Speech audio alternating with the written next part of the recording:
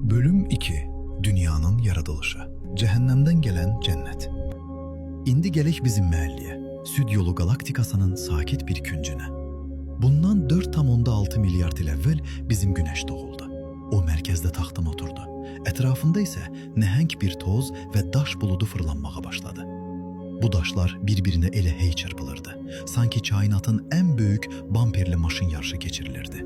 Bu toqquşmalardan planetlər yarandı. Amma yer kürəsinin ilk vaxtlarını görsəydin, qaçmağa yer axtarardın. O vaxtlar bura mavi planet yox, qanlı planet idi. Hər tərəf lava okeanları ilə dolu idi. Vulkanlar bir saniyə belə dayanmadan oda fışqırırdı. Atmosferdə oksigenin o hərfi belə yox idi. Sadəcə zəhərli qazlar və karbon. Təsəvvür et, yerin altında o qədər təzyiq var idi ki, hər an hər yerdən ot fışqıra bilərdi. Və bir gün hər şeyi dəyişən o hadisə baş verdi. Teia adlı Mars boyda bir planet yan keçim demədən gəlib bizə elə bir tərs çillə vurdu ki, yer az qala parça-parça olacaqdı. O dəhşətli toqquşmadan kosmosa nəhəng parçalar sıçradı. Həmin o parçalar sonra birləşib bizim sadiq peykimizi Ay yaratdı. Yəni Ay əslində bizim o vaxtki travmamızın xatirəsidir. Yaxşı, bəs bu alov topu necə oldu ki, üzərində çay içdiyimiz bu məkana çevrildi? Su hardan gəldi? İnanmayacaqsan, amma su bizə kənardan kuryerlə gəldi. Milyonlarla il boyu yer kürəsi kometaların və asteroidlərin bombarmanına məruz qaldı. Bu kosmik daşların içində buz var idi. Onlar yerə çırpıldıqca buzu bura boşaltdılar.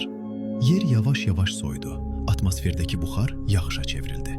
Amma elə-belə yağış yox ha, milyonlarla il boyu davam edən bir Nuh tufanı təsəvvür et. Beləcə okeanlar doldu. Amma hələ də problem var. Nəfəs ala bilmirsən. Okeanlar var, daşlar var, amma həyat yoxdur. Və birdən, okeanın dibindəki o qaranlıq, isti vulkanik bacaların yanında bir-birini heç tanımayan bir neçə molekul birləşib canlı olmağa qərar verdi. Bu, bəşəriyyətin və bütün tarixin gördüyü ən böyük molekulyar razılaşmaydı. İlk hüceyrə. O hüceyrələr milyardlarla il sadəcə bölünüb çoxaldılar. Onların həyatı çox darıxdırıcı idi. Bölün, çoxal, öl. Amma bir gün bəziləri, niyə mən okeanın dibindəki isti su ilə kifayətlənim ki?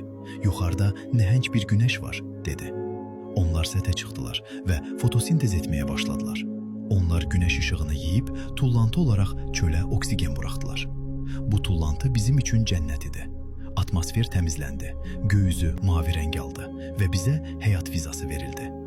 Dostum, indi hazırlaş, çünki okeandan quruya çıxmağın vaxtı gəldi.